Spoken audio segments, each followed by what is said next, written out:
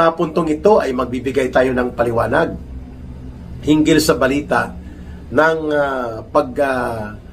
halos maglulupasay daw si Lola Leila de Lima sa kanyang kagustuhan na kapag naiakyat ang impeachment articles laban kay Vice President Sara Duterte ay dapat mag-convene ang Senado bilang impeachment court. Aba, atat na atat Bakit? Ikaw ba ay bahagi ng Senado? O ikaw ba ay mayroong direktang otoridad para iutos mo sa Senado?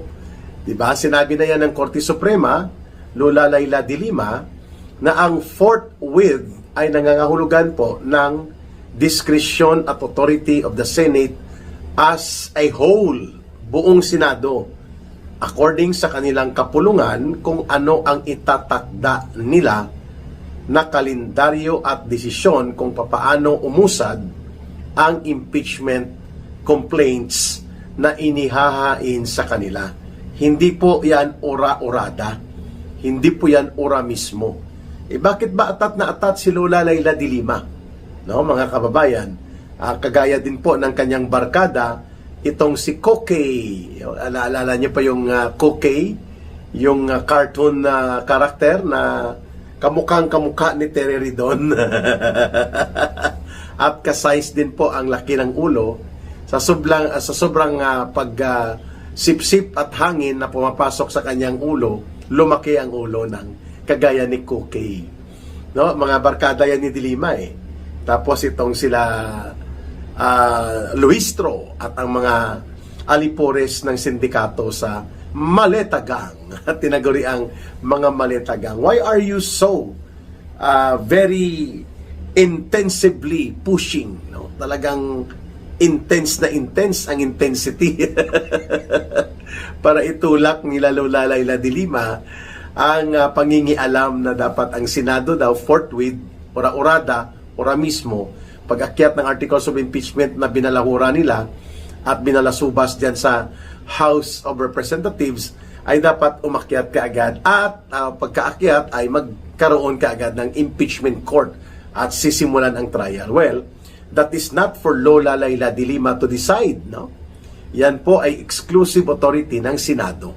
Inilinaw na po yan ng Korte Suprema na ang at reasonable time, depende po sa pagtatakda ng kalendaryo ng priority of the order of business ng Senado, yan pong forthwith. Hindi ura-urada, hindi ura mismo. At baka nakakalimutan po ni Lola Leila de Lima, may pending petition pa po sa Korte Suprema. Anong minamadali mo? Antayin pa natin, kung ako ang tatanungin at ako magbibigay ng pananaw na pang-politika, the impeachment court will not be magiging panis. Kung antayin nito, with the due respect and courtesy to the Supreme Court, ang magiging hatol sa dalawang pending petition patungkol po sa pag-abuso sa kapangyarihan, walang otoridad at jurisdiksyon, pambabaluktot at mga paglabag sa saligang batas na ginawa po ng House Committee on Injustice nang nagsagawa po sila, mga kababayan, nitong kangaroo court or mini kangaroo court trial. So ano bang mawawala? Mapapanis ba Lola Leila de Lima ang impeachment complaint kung magbibigay ng paggalang at pagantay ng ilang mga panahon lang naman, siguro number of days or weeks lang yan, na makapagbibigay ng hatol ang Korte Suprema. Pwede ngang sulatan ng Senado ito na in courtesy and with due respect to the Supreme Court, pwede ba naming maantay o mabigyan ng kami ng abiso na kayo ay magbibigay ng desisyon patungkol dito sa nakabinbin na petisyon ni Vice President Sara Duterte at ng ilan pang intervening group of lawyers na naglalayon po na ipaideklara ang unconstitutional, invalid at illegal na mga ginawa ng House Committee on Injustice na siyang nag-facilitate ng impeachment articles and report laban kay Vice President Sara Duterte. Hindi basta-basta po pwede maitutulak na lang na para bang pwedeng kumpasan at idikta ni de Lima o ng kanyang mga kaberks at mga kabaro na mga atat at obsessively compulsive ang kanilang kagustuhang atakihin ng tulotodo at dudurugin po ang mga Duterte, lalo na si Vice President Sara Duterte. Again, lilinawin po natin, sinabi na ng Korte Suprema, hindi po nangangahulugan ang forthwith ura-urada or ura mismo pagkatanggap. Kinabukasan ay pagtanggap ng Senado sa kanilang articles of impeachment nila Lola Layla de Lima ay kaagad-agad na mag-convene ng impeachment court. No! Sabi ng Korte Suprema, it is an exclusive discretion and authority of the Senate as a whole bilang isang kapulungan ng mga senador na magtatakda, no, kung ano ang kalendaryo at paano uusad according to dates and schedule ang isang impeachment trial. Hindi pwedeng itakda yan ng Korte Suprema o nino man. Kaya pwede naman mag-antay sila. Halimbawa, iakyat ang articles of impeachment sa Lunes, tapusin nila ang plenary debates kunwari nila dyan sa House of Representatives at makukuha nilang minimum 1/3 votes ng mga kongresistang sip-sip at alipores sa sindikato ng maleta. Aba, di akyat nila sa May 11 or May 12, no, mga kababayan. Hindi nangangahulugan na by May 13 mag-convene ang Senado bilang impeachment court dahil lamang yun ang gusto ni De Lima o yun ang kanyang interpretasyon sa forthwith na siyang nakalagay sa saligang batas. Hindi na niya nirespeto pa ang Korte Suprema, no, na nagsasabi na ang forthwith, ang definition ng Korte Suprema in the context of the impeachment implementation at the Senate, nakadepende sa reasonable o makatarungang takdang panahon na ang magdedesisyon at magbibigay ng kalendaryo ay ang hindi ang Korte Suprema, kundi ang Senado at kapulungan nito. Ayan. So clearly, takot na takot din po itong grupo nila Lola Layla de Lima na baka magpalabas ng desisyon ng Korte Suprema. And for the second time around, ay muli namang mabubokya. Bokya ang impeachment attack na ginawa po nila Marcos at ng mga tauhan niya sa maletagang na sindikato sa House of Representatives. Kung sakaling idideklara po ng Korte Suprema na ang impeachment process dyan sa House of Representatives, particular po sa House Committee on Justice, was unconstitutional.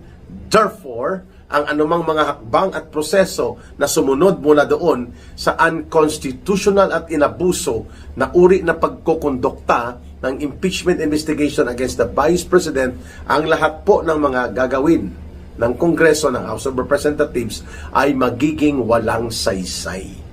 Dahil po yung principal action mismo ang dinurog ng Korte Suprema.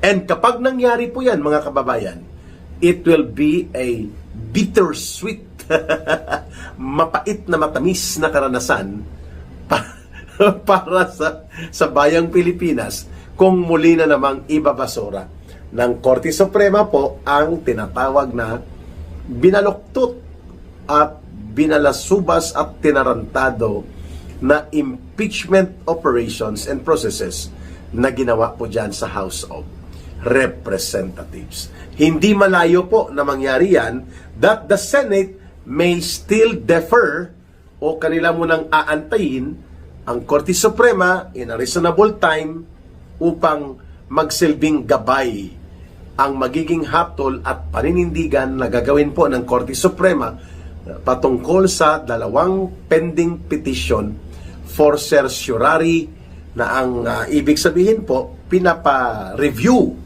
ni Vice President Sara Duterte sa Korte Suprema ang naturang kaganapan dyan sa House of Representatives dahil obviously ay mayroon pong fishing expedition, paglabag sa anti-bank secrecy law or anti-bank or anti-money laundering act, paglabag po sa bank secrecy protection law at sa data privacy protection law.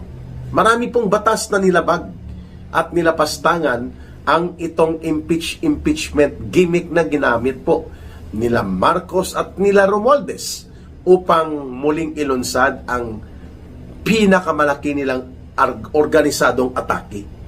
laban kay Vice President Sara Duterte. Mukhang hindi ito matalab at walang epekto po sa pagtitiwala at pagmamahal ng mayoriya ng mga mamamayang Pilipino. Kaya ano pong nangyari? Ito, ang nangyari po, si Laila de Lima ay maglulupasay at halos gagapang upang itulak lang daw itong impeachment trial ni Vice President Sara Duterte pagdating sa Senado. Eh, ba't di mo gawin yun? Mag-manifest ka doon na minamanduan mo ang Senado na gagawin po nila ang forthwith na sinasabi mo, ura-urada, ura mismo. Tingnan natin kung hindi ka latiguin nila Senator Alan Peter Cayetano.